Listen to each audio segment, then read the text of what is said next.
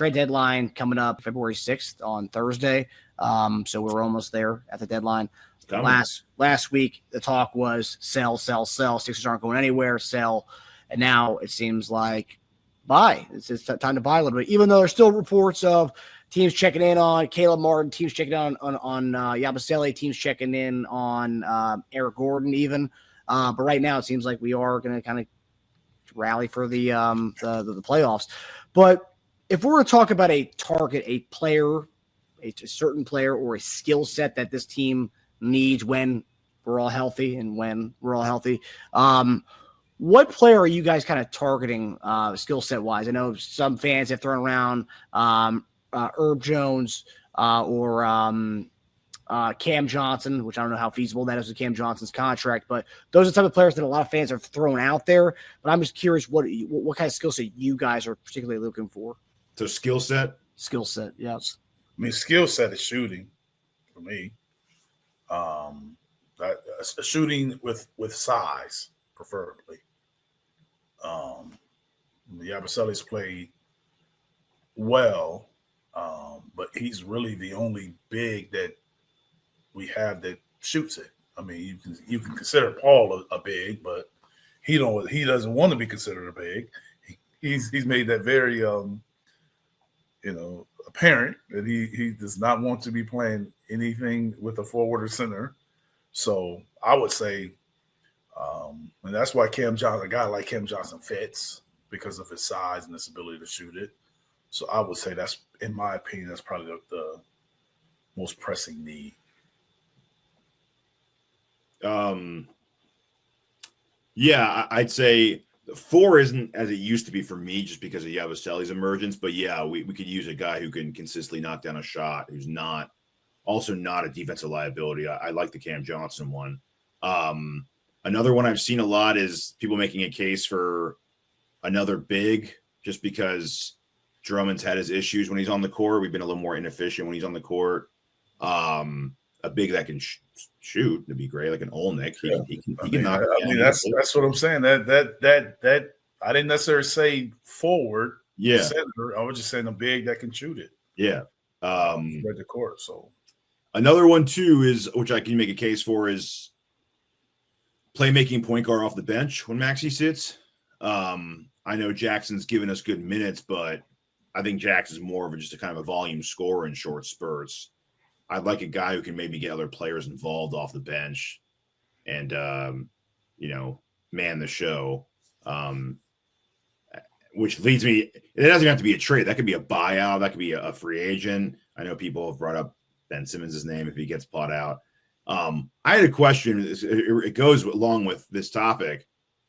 Why is Fultz still a free agent, Eric? Well, what do you think why Fultz is still a free agent? I have no idea.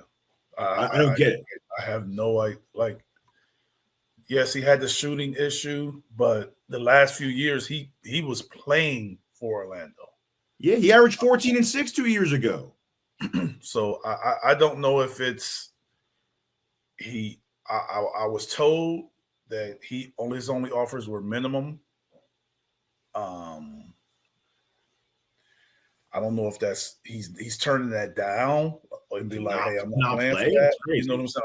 That's what I'm saying. I don't know. But I heard that maybe October. We had a tournament here, and I seen a lot of scouts and stuff that I knew. His name came up. And someone was I had one guy in particular tell me that he wouldn't get signed and he wasn't surprised. Told me that. So it's something going on there. He's 26 still. Yeah, it's something going on there. Like, and people don't even talk about it. Like, no, I searched for his name earlier just to see, like, maybe there's some story that pops up that I just didn't know about. Yeah, all the posts were, why the hell? I mean, we could use him. And all these teams fans saying, why don't we have Fultz? Why isn't Fultz on a roster? We could use him. Orlando fans are saying they love to have him back. They're like, yeah. I mean, Orlando had all those injuries too, and he never came back. Like, which was pretty. I think it's pretty telling when the team that you were with don't bring you back. Yeah. That's kind of a, I don't know, I don't want to call it a red flag, but it usually hurts players. But it doesn't always hurt them as far as getting signed. It maybe hurts them as far as how much they sign for. But usually the guys still sign somewhere. Especially if you've been consistently playing in the league and you're a younger guy, you usually get signed. You usually get signed. But that's why I'm saying it's something else. I don't know what it is. I don't know. I mean, I don't know if it's shooting. I didn't pay attention enough to know if it's shooting. I'm sure it wasn't as bad as it was, but maybe got better because he was playing. He was still, like you said, he still averaged 14 points a couple seasons ago. So did he have a huge drop off last year?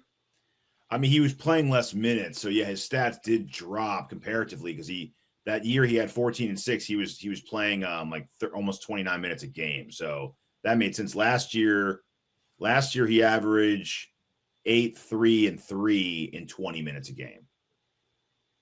So there's a drop, but it's also like 10 minutes a game less. Yeah, I mean that's.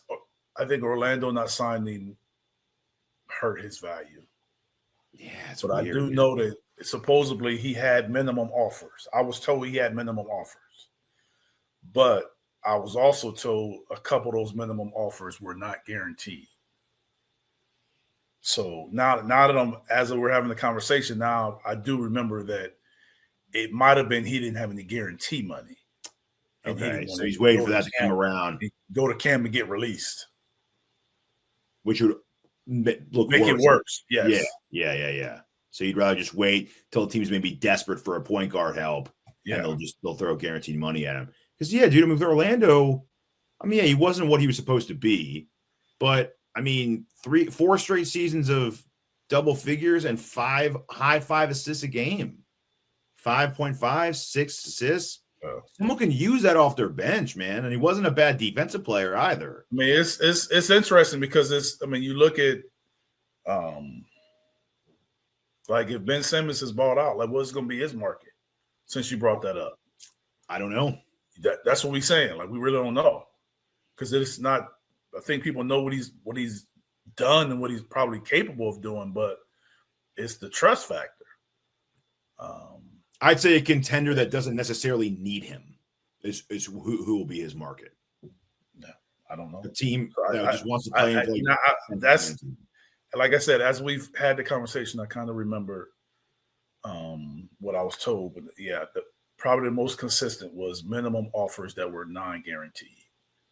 But like I said, that was early October. The season might have just started, or it was. No, that was before the season started. Right? That tournament, I believe it was like the weekend before the season started, and his name came up.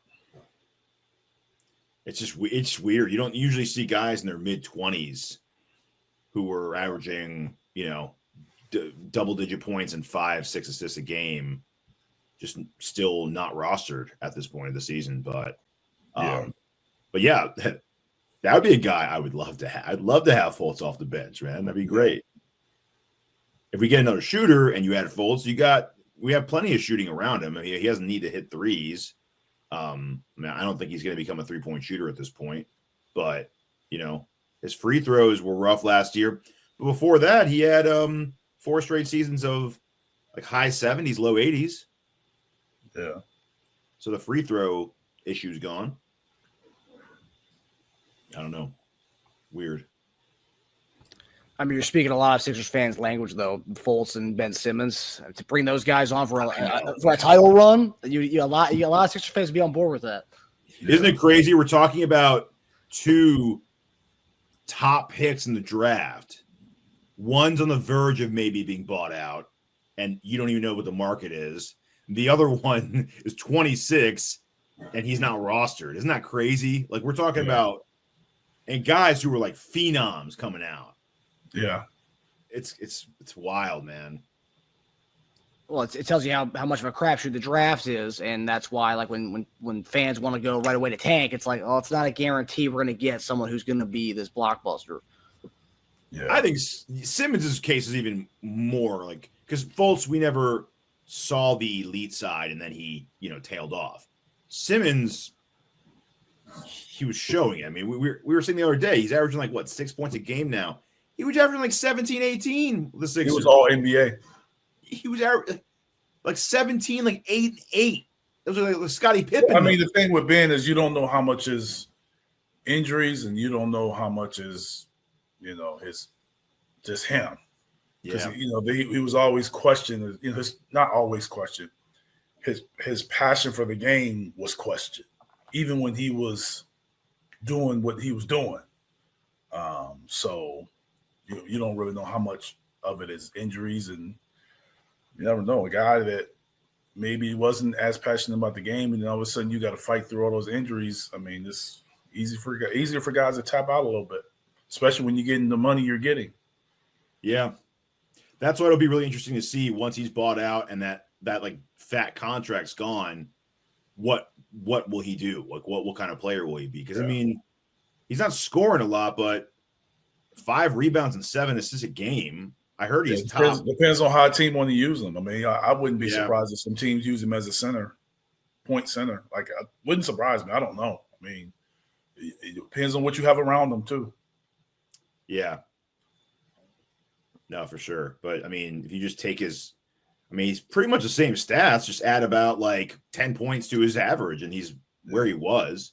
He just doesn't have I've watched him play too. He just doesn't have the aggression when he goes to the hole. He used to just go and not think about it. But now he's just he doesn't even try to do it anymore. Yeah. Simmons did say last week, and just a tease ahead, he does get bought out. He did say that he always loved the city of Philadelphia, and he did not appreciate the fans enough when he was in Philly. And apparently, a couple months ago, remember Ramona Shelburne reported that he and Embiid have connected, and they've talked again. He's trying to patch up things. So who knows? It could be a nice little story, but we'll see what happens with that. And I know a lot of Sixers fans still have their Ben Simmons jerseys, so you can dust those things off if that does happen. But we'll see if where that goes. Want to make some quick cash while enjoying the big game with your family and friends? Together with our friends at Underdog, we got a few exciting things to share with you. First, if you've yet to download the Underdog app, do so now and get free cash. Click the link in the description or use promo code CHIEFCONCERNS, that's one word, to claim your free pick plus first-time deposit offer up to 1,000 smackaroos in bonus cash. New users will also get a Travis Kelce free pick for every new customer who signs up on Underdog before the big game. Secondly, for all existing Underdog users, Underdog is offering a no-sweat Sunday entry for all users, which means that everyone will either cash in on their big game entry or get their money back in bonus credit. If you have no idea how to play, well, we got you covered. Over the last 5 weeks, we have given 19 selections and have cashed on 15 of them. Pretty good. Predicting higher or lower on multiple different player statistics. So we are ready to continue this heater into the big game between the Chiefs and Eagles and beyond into the NBA season. So let's make this money and have a damn good time. Report from Vince Goodwill of Yahoo Sports. Quote, I've heard that Philly could quietly be a suitor for Jimmy Butler. Theoretically, it would be a Jimmy Butler for Paul George swap. I believe that Embiid is pushing for them to reacquire Jimmy Butler. Guys, what do you think about this one? I don't really, to be honest with you, I believe that I wouldn't be surprised if we didn't go after him, and I wouldn't be surprised if we did. I mean, I think it ultimately comes down, in my opinion, to what they feel like they're getting from Paul and what they feel like they'll get from him the next 3 years. I think the decision will be more about that than about getting Jimmy Butler. I think they're comfortable with Jimmy because he's been there, but maybe something that they're motioning for, secretly or quietly. But I think ultimately it comes down to Paul George's play and Paul George's contract if a decision is made. If you heard that we swapped George for Butler, how much do you think of that would be more about just getting off that George contract and less about acquiring Jimmy? Yeah, I was trying to say that without actually saying it. But I think Okay. if the move is made, I believe it's more about that than yeah. I mean, you get Jimmy and you have to pay Jimmy, but I think they can probably pay Jimmy. I don't know about maybe less and fewer years. Um, I think that he's probably hurt himself as far as getting more in more years. But I do feel that if that move is made, it I would lean more on because of Paul George play and the contract than Jimmy Butler. And Think because we I were getting believe that back. Miami would probably take that deal, saying that we're better off kind of with this guy than the other guy because of maybe the off the court stuff. Yeah. So it could work out for both teams. Yeah. I mean, yeah, it's just, and then there's the second component, which is the Embiid pushing for components. It's like, man, I wish Embiid just played more rather than asking for different players. Like, I mean, as not living up to George's contract, I know he hasn't, but he's been more available than Embiid has this year. So it's like it's not a basketball fit problem. So I don't know if they've even had enough time to know it doesn't work. It's almost kind of unfair if that's true. Where it's completely speculation. If it's true that Embiid is saying that, it's just ridiculous to me.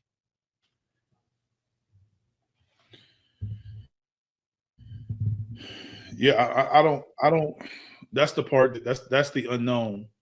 Um, we're saying that this is about Joel saying this, but somebody wanted this to be out. Somebody Yeah. wanted this to be out, whether it's true or not. Somebody wanted this narrative out there. That's the part that like we really don't know. We won't want to run with it because I'm sure if they asked Joel, he would deny it. Probably. So, um, um, but somebody wanted it out there. I don't know if it It could might be even be stuff Butler's we don't people. know.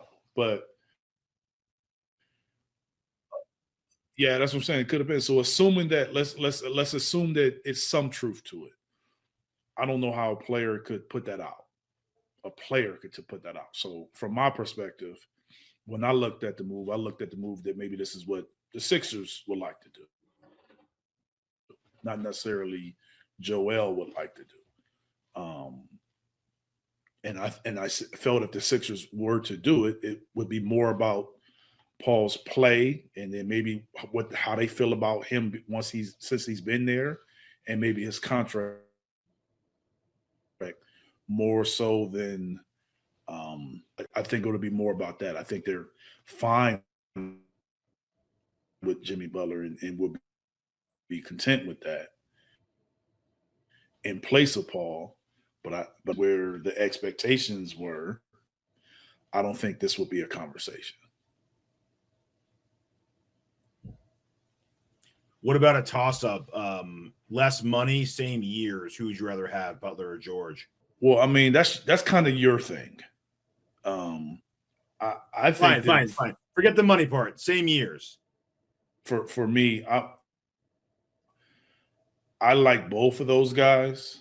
Um, yeah, yeah. I like both of those guys.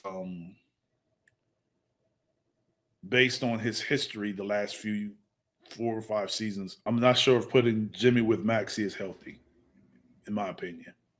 Okay. Right now. I mean, yeah, it's one toxic, volatile situation after another with Butler. I think it's fine with Joel. I'm just not sure how it would be with Maxey. I mean, think about it. Butler wasn't even here in Philly for that long, and there's still 3 or 4 stories about yelling in the locker room and like fighting with like team and coaching staff and yelling matches. And he was only here for like 4 months. That's crazy. Yeah, that's so, why I said I wouldn't.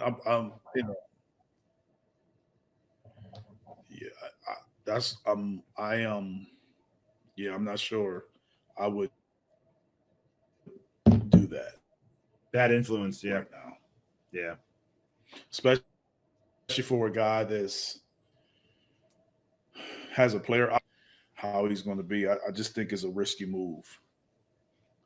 Very risky move. It's one that, if now you're just talking about pure basketball, I believe it can work. But if otherwise, I think it's a risky move. But I must say, whether you get Jimmy and you keep Paul, Joel needs to play for it all to work. That's kind of what I was alluding to earlier. It's like, if Embiid's giving his opinion, it's like, get out there. Get out there and then give your opinion. See if this works first before we start shifting again. Like, because without you, it doesn't work anyway. So Butler, George, Ingram, it doesn't matter. We're not going anywhere. Again, sample size of 10 games with Maxey, Paul George, and Embiid completing games with each other, 7 and 3, and 10 games with each other. So it's pretty good so far. We just need to see it more before we start making moves. But again, this could be just a fodder that someone put out there.